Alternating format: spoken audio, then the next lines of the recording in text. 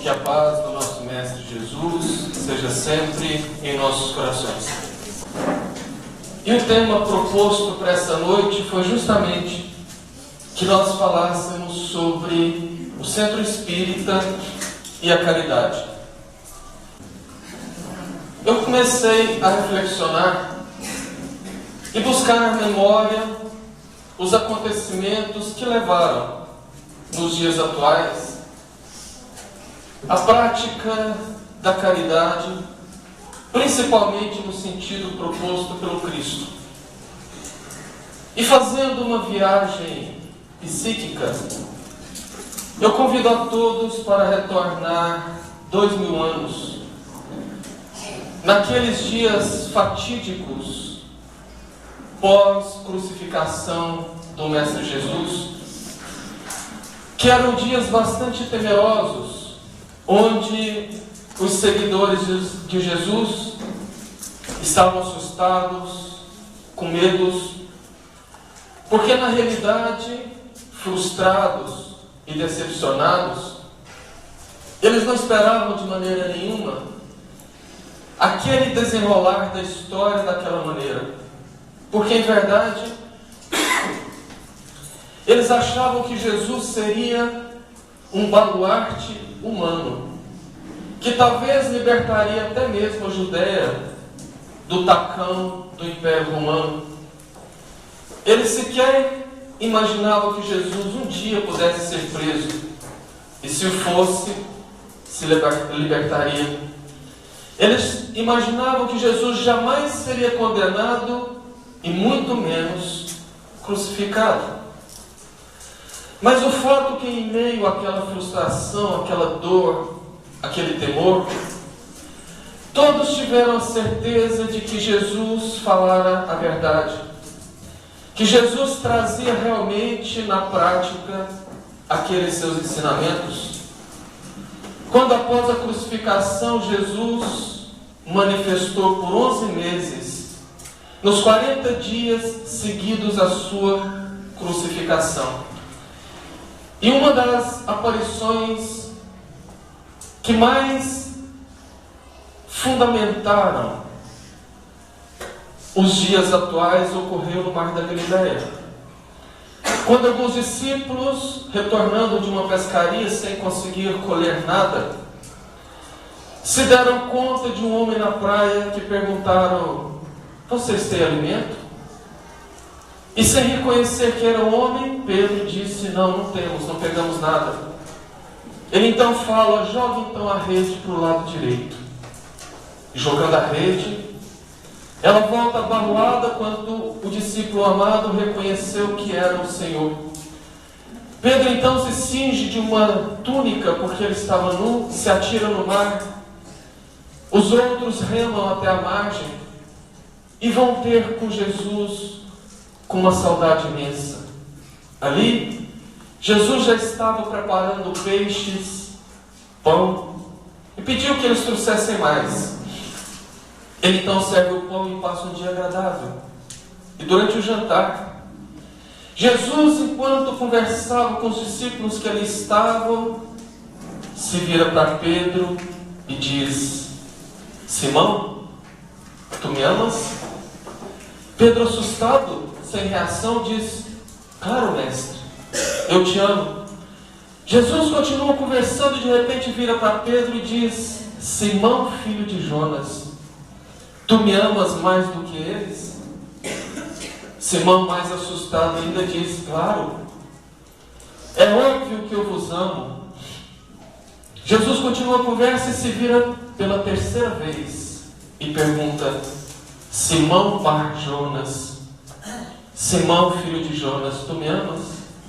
E ele, já assustado e chorando: "Sim, mestre, então apacenta as minhas ovelhas."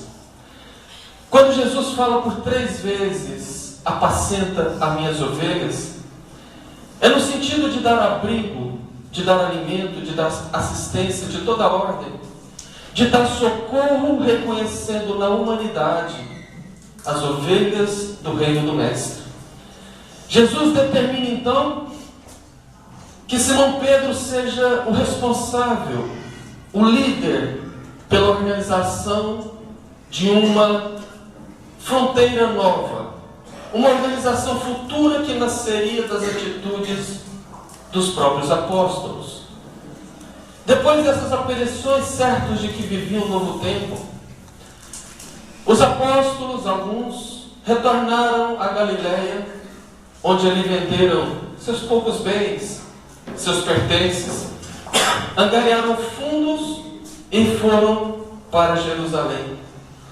Uma vez em Jerusalém, os discípulos começaram uma campanha de arrecadação de dinheiro para que pudesse construir um espaço físico onde ali atenderiam os necessitados do caminho. Amigos, ofereceram a Pedro uma pequena área no caminho entre Jerusalém e o porto de Jope, para que se pudesse erguer de maneira simples e acolhedora um teto. E assim nasce a Casa do Caminho. E instalados ali de maneira muito simples, de maneira ainda muito improvisada, porque na realidade a Casa do Caminho nesse momento era apenas um teto, com paredes extremamente frágeis, apenas para fazer as vedações.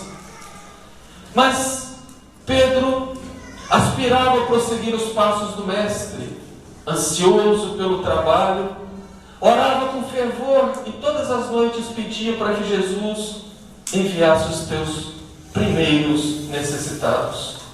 E numa noite, no seu quarto pequeno e muito singelo, Pedro orava quando de repente ele percebe em meio às sombras a figura materializada de Jesus.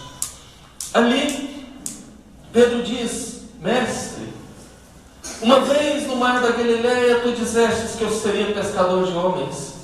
Larguei tudo para te seguir.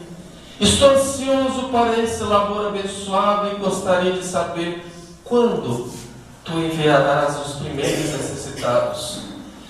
Jesus então amorosamente fita o discípulo e diz: amanhã mesmo, Simão, eu os enviarei. Simão não podia caber em si mesmo e amanheceu o próximo dia com muita alegria, com muito entusiasmo, varreu toda a casa, colocou flores, organizou tudo, e quando senta-se para o café da manhã, eis que um barulho muito grande do lado de fora chama-lhe a atenção. A porta abre violentamente e um corpo seminu adentra o recinto.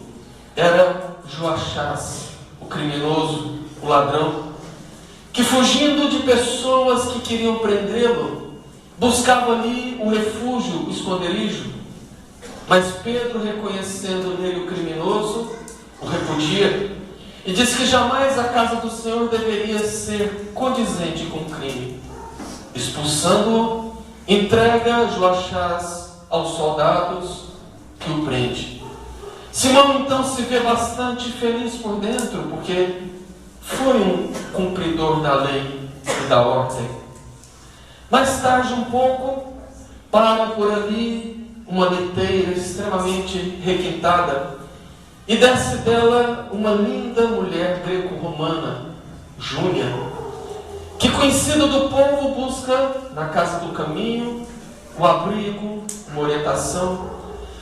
Mas Pedro, mais uma vez reconhecendo aquela mulher, muito conhecida por todos pelo seu comportamento duvidoso, diz que não, que a sua ética profissional, por assim dizer, jamais poderia manchar o refúgio do Mestre. E diz para ela: vá para a praça, porque lá colocaram na tua cara o que você merece. Pedro então se volta e continua os afazeres, um pouco frustrado, porque cadê os necessitados do Mestre? A tarde começa a se pôr. Quando bate a porta insistentemente e Pedro, ao abrir, cai um corpo porta adentro. Era Jairo, o bêbado, que Simão, reconhecendo de imediato, e diz: não venha sujar o recanto do mestre com seus vômitos. Põe-te daqui para fora, aqui não é lugar para você. Pedro então bate a porta e, frustrado, volta para o seu quarto.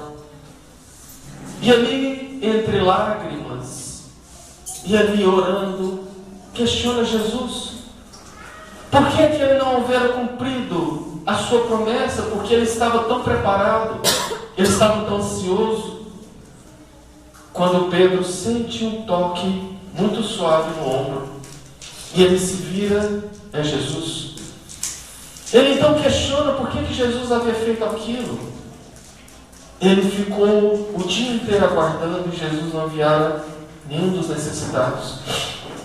O mestre então, conhecendo Simão Pedro, diz: como não, Simão? Eu os enviei por 3 vezes no dia de hoje.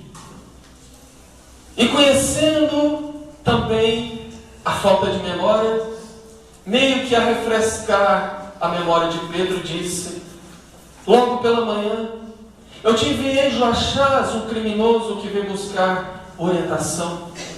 Veio buscar em ti o recaminho para a vida, e você simplesmente o encaminhou novamente para a prisão. Mais tarde eu enviei Júnia, a greco-romana, aquela que tem uma vida questionável, mas que você a escorraçou com seu sarcasmo, com a sua ironia. E agora há pouco, Simão, a terceira pessoa, Jarim, o bêbado, veio procurar-te para que pudesses tirá-lo do vício, reencaminhá-lo pela vida fora, mas você o apresentou o teu próprio pé. Pedro então, extremamente vergonhoso, disse: mestre, me perdoa, me orienta. Eu sei que eu falei, eu nunca imaginava que aqueles já eram. Jesus, antes que Pedro termine a fala, diz: Pedro, quando quiserdes ouvir a minha voz e a minha palavra, lembre-se de buscar no Evangelho. E tentando abraçar Jesus e acolhê-lo no seu coração, Jesus desaparece como uma névoa. Pedro então busca os escritos de Levi, no capítulo 9, no versículo 12, aberto quase que ao acaso, e ali ele lê entre lágrimas: os sãos não precisam de médicos. Assim nasce o dirigente Simão Pedro, que no seu labor diário começou o trabalho na casa do caminho, ora paciente, ora intolerante, ora errando, ora acertando, ora fraco, ora forte. Mas Simão Pedro, com o tempo, vai se transformando naquilo que Jesus já sabia que ele era: a rocha. Começa então o trabalho da primeira instituição de auxílio humano e socorro da história, aos moldes dos ensinamentos de Jesus, tendo como princípio básico a caridade. Mas lá faltava tudo. Era praticamente um telheiro com paredes bastante frágeis. Os amigos então começaram a se cotizar, abrir velhos cofres, abrindo mão de pequenos utensílios, foram montando uma estrutura bastante simples e incompleta, que mesmo inacabada, que mesmo de maneira improvisada, começaram a atender todos aqueles que ali batiam as portas. Foram feitas campanhas para suprir necessidades, roupas, agasalhos, porque às vezes à noite no deserto é bastante frio, camas para atender os necessitados, roupas para atender os obsidiados que rasgavam tudo, medicamentos, comida. À medida que o volume de trabalho aumentava, novos companheiros, novos trabalhadores iriam aparecendo e se juntando ao grupo, que mais tarde perceberam que além do socorro físico, se fazia bastante necessário o socorro do Evangelho. Construíram uma área em anexo, onde ali seriam feitas as pregações, que tiveram à frente Pedro, Tiago e posteriormente Estevão. Mas nem tudo era um mar de rosas, apesar das dificuldades. Em busca de soluções financeiras, porque era muito difícil manter aquela estrutura, quando naquele tempo mais de 50 pessoas estavam literalmente internadas, recebendo socorro, alimentação, fez com que eles começassem a adquirir dívidas perante os comerciantes de Jerusalém e principalmente perante os fariseus. O que fez que, para tentar abrandar aquela dificuldade, Tiago começasse a inserir na casa do caminho situações e ideias antidoutrinárias. Ideias essas que, assimiladas por Pedro, tiveram como principal rebatedor o Saulo de Tarso, futuro Paulo, que já adotado o cristianismo, foi um dos baluartes daquela casa, dando extremo apoio psicológico, extremo apoio principalmente financeiro, quando em suas viagens buscavam angariar fundos direcionados à casa do caminho. Mas o problema não se dava apenas no campo das coisas materiais. Dentre aquelas dificuldades e dentre aqueles funcionamentos, começaram as críticas, as reclamações, as intrigas, ciúmes e brigas de toda ordem para defender os próprios interesses. Pessoas que discutiam insatisfeitos com as próprias tarefas, ou às vezes porque tinham que fazer tarefas dos próprios companheiros. Assim o clima pesava. E as intrigas e as brigas eram uma constante, o que fez com que Pedro, tentando apaziguar aqueles conflitos, estabelecesse na casa do caminho o culto no lar uma vez por semana, para que durante o culto não só apenas o psiquismo pudesse mudar, mas também como uma oportunidade de diálogo, de redenção. Mas após 6 meses de lutas constantes, nada tem mudado. As intrigas continuaram fortes e aparentemente eram cada vez mais constantes, até que numa noite, já sem saber o que fazer, aos prantos fortes, Pedro roga a presença do Mestre, que se faz ali, no seu quartinho. Jesus aparece para Pedro, que narra todas as campanhas, todos os feitos, como se Jesus não soubesse. E Jesus, ouvindo calmamente, em silêncio, após Pedro terminar, ele diz: muito bem, Simão, vocês fizeram várias campanhas e buscaram várias atitudes. Eu, porém, vos proponho que façamos desta vez a campanha da paz, começando pela caridade da língua. E mesmo assim, com a orientação do próprio Cristo, os conflitos não se aplacaram. As brigas continuaram, as reclamações, o ciúme. Até que uma noite, depois de uma discussão muito forte com Tiago, Pedro já planejava abandonar tudo, mudar para outra localidade, porque não achava que aquilo ali era para ele. Ele já estava tão cansado de lutar sozinho, enquanto todos só queriam quase que fosse carregado nas suas costas. Quando Jesus mais uma vez se faz presente, e como se estivesse resgatando aquele pedido do apacenta as minhas ovelhas, fita Pedro com muita amorosidade, porém com muita firmeza, e diz: Pedro, lembre-se sempre dos filhos do Calvário, antes mesmo de pensar nos teus caprichos.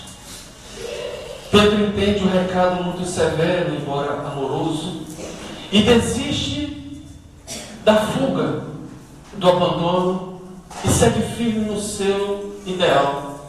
A casa do caminho então passa a atender as pessoas em massa, abrindo as suas portas para todo tipo de gente, para crianças órfãos, abandonadas, para pessoas que perderam seus arrigos de famílias, para velhos feridentos, doentes, de toda a situação. E todos eram atraídos à casa do caminho, não pelos apóstolos, mas pela fama do profeta Nazareno. Porque Jesus sempre amparava todos com carinho de pai. E ali na casa do caminho, todos faziam o mesmo. Entendendo que as ovelhas do Cristo era realmente, indistintamente, toda a humanidade.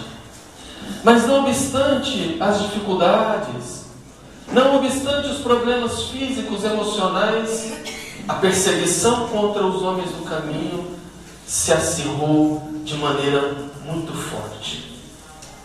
E naquele tempo, as palavras do Mestre, quando reuniu pela primeira vez os apóstolos, lá no mar da Galileia, em Cafarnaum, na pequena casa de Simão Pedro, quando começava a sua primeira preleção para o colégio dos apóstolos, as palavras do Mestre ecoou por todo o mundo e por todo o tempo, quando ele disse: ide antes em busca das ovelhas perdidas da casa de nosso Pai, que se encontram em aflição e voluntariamente desterradas de seu divino amor. Reuni convosco todos estes que se encontram de coração puxado e dizei-lhe de minha parte que é chegado o reino de Deus. Trabalhai em curar os enfermos, limpar os leprosos, ressuscitar os que estão mortos nas sombras do crime ou da ilusão ingrata do mundo e da terra. Esclarecei todos os espíritos que se encontram em trevas, dando de graça o que de graça vos é concedido. Dessa forma, chegamos ao nosso tempo com inúmeras casas espíritas espalhadas por todo o mundo e principalmente pelo Brasil, fazendo trabalho aos moldes da antiga Casa do Caminho de Jerusalém, porém com as mesmas dificuldades, com os mesmos problemas e com os mesmos desafios de há 2000 anos atrás. Recentemente, coisa de no máximo uns 20 dias atrás, eu fui convidado para fazer uma palestra em uma casa espírita no município de Ituiutaba, Minas Gerais. Uma casa bastante diferente, que faz todo o atendimento médico espiritual, serve alimento para mais de 500 pessoas todos os segundos sábados de cada mês.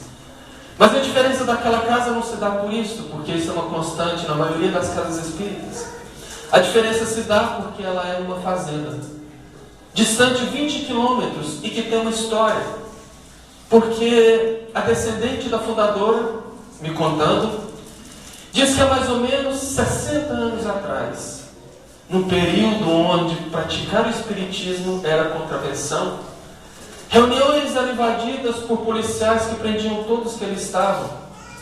Eles então construíram essa casa espírita longe da cidade, para que ali pudessem praticar a doutrina, porque desde há muito tempo, principalmente no Brasil do século XIX, praticar o espiritismo era contra a lei. E era um período onde, pasmem, poucos desconhecem, mas houve um tempo que as casas espíritas do Brasil ficaram fechadas por 2 anos. Por 2 anos o espiritismo no nosso querido Brasil ficou calado, à exceção de uma única casa espírita que servia alimento para os pobres, que servia alimento para todos que tinham fome. E por esse motivo nasceu a assistência humanitária nos centros espíritas.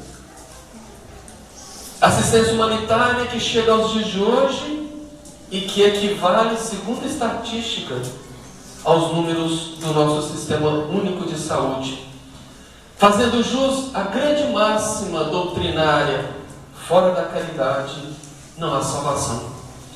Porém, nós não podemos esquecer que a caridade, a rigor, não é essa prática da doação de coisas, não é essa prática de dar apenas comida, abrigo, roupa. A rigor, A caridade a qual nós precisamos nos ater sem perder de vista é aquela que os Espíritos responderam para Kardec no Livro dos Espíritos, na questão 886, quando Kardec perguntava qual o verdadeiro sentido da palavra caridade, como entendia Jesus. Os Espíritos então respondem: benevolência para com todos, indulgência para com os erros alheios e perdão das ofensas. Este é o sentido verdadeiro da caridade. Porque quando nós mergulhamos nesse BIP de Jesus, nós podemos entender que a benevolência, que abre a resposta dos Espíritos, na realidade é uma das filhas do Senhor Bené. O Senhor Bené tinha 3 filhas: a benemerência, a beneficência e a benevolência. Benemerência, na realidade, é ser merecedor do bem. É aquela pessoa que, por seus méritos, necessita, mas que está apta a receber o bem. A beneficência, como o sufixo diz, é o ato de fazer o bem. Mas a benevolência, que faz parte da caridade como entendida por Jesus, é a vontade de fazer o bem. Não é simplesmente sair para a rua e dar o pão, distribuir medicamentos ou comida para as pessoas. Porque se você estiver fazendo o bem, seja ele qual for, do menor ao maior volume, se aquele irmão não mexer com as suas fibras mais íntimas emocionais, se você não estiver fazendo aquilo com amor realmente, ao ponto de se sentir bem e querer fazer, você não está sendo benevolente. Você não está fazendo bem. Você está fazendo apenas uma obrigação social. Por isso que o Evangelho fala sobre a recompensa que nós já recebemos na terra. Porque muita gente tenta fazer alguma coisa em prol dos outros, uns para ganhar um lugar no paraíso, outros para ter acesso direto para nosso lar, como se fosse a única colônia espiritual do planeta. Outros tentam fazer para que as pessoas que o cercam vejam o quanto ele é bom, o quanto ele é caridoso. Pessoas que vão para casa se sentindo bem: nossa, eu sou uma pessoa muito boa, eu fiz caridade. Por isso que os Espíritos dizem: você já recebeu na terra a sua recompensa. Portanto, a benevolência é a vontade, é o sentimento de doar-se por amor. A indulgência é aquele sentido que nós deveríamos ter, pelo menos, de entender que quando alguém falha conosco, quando alguém faz algo que nós não gostamos, este alguém é um necessitado, assim como eu. Que da mesma maneira que muitas vezes eu irrito uma pessoa, da mesma maneira que muitas vezes eu sou questionado pelos meus atos, eu tenho que dar ao outro o direito de ser como ele é. É como o Chico disse: eu dou às pessoas o direito de ser como são, mas eu dou a mim mesmo o dever de ser cada vez melhor. Porque muitas das vezes nós projetamos no outro os nossos defeitos.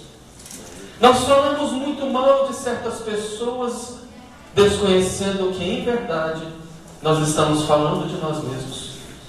O melindre é uma das principais causas de conflitos dentro de uma casa espírita. Pessoas aquelas que você não pode falar nada, que já acha ruim, que já fica todo melindroso porque se ofende com uma colocação, até às vezes com um conselho. E lembra da projeção? Quando eu me ofendo com algo que alguém me diz, é porque na verdade eu identifico naquilo uma realidade. Porque quando alguém me fala uma coisa, eu me melindro porque eu sei que o que ele está falando é uma verdade para mim. Porque se eu não for aquilo, eu não sinto nada. Se aquilo Como diz no jargão popular, se a carapuça não me serve, eu não fico chateado. Portanto, para o melindroso, o perdão é algo extremamente complicado, extremamente difícil, porque esbarra no seu próprio orgulho. E quando nós vemos que a caridade não existe sem o perdão, nós precisamos sim entender que o perdão não é uma prática para a próxima reencarnação, é uma prática para agora. A benevolência, a indulgência e o perdão deve começar, portanto, dentro da casa espírita. E praticar a caridade, como eu disse, não é dar coisas, mas é dar de si mesmo. É reconhecer naquele outro caído alguém extremamente necessitado como nós, onde, no máximo, a diferença entre aquele necessitado e esse necessitado é a roupa que vestimos.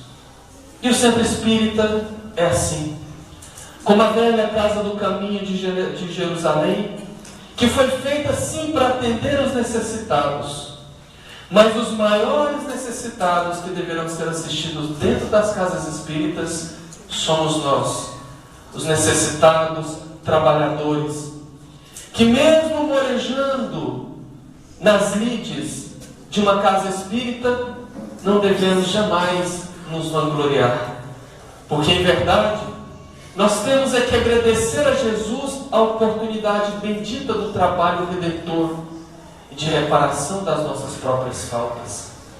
Por isso que eu encerro com a fala de Emmanuel, quando ele diz que sempre que te observes à frente a qualquer obra destinada à compreensão e ao amor, recorda de que te achas perante a irradiação da luz divina, ou mais propriamente, ante a caridade de Jesus. Sempre que te detenhas a contemplar um hospital, um lar consagrado aos desprotegidos, uma instituição social, lembra-se e colabora-se quanto e tanto puderes. O trabalho é árduo, como disse Jesus, que nós nos ergamos para ir atrás daqueles desesperados, daqueles sofridos, curando corações, amparando enfermos do corpo e da alma, e principalmente dando de graça aquilo que de graça recebemos. Encerro rogando a Jesus as bênçãos para essa casa, que seja apenas mais um posto de luz do Evangelho de Jesus nos nossos corações e nessa cidade abençoada. Muito obrigado por tudo, que Deus nos ilumine agora e sempre, e que assim seja.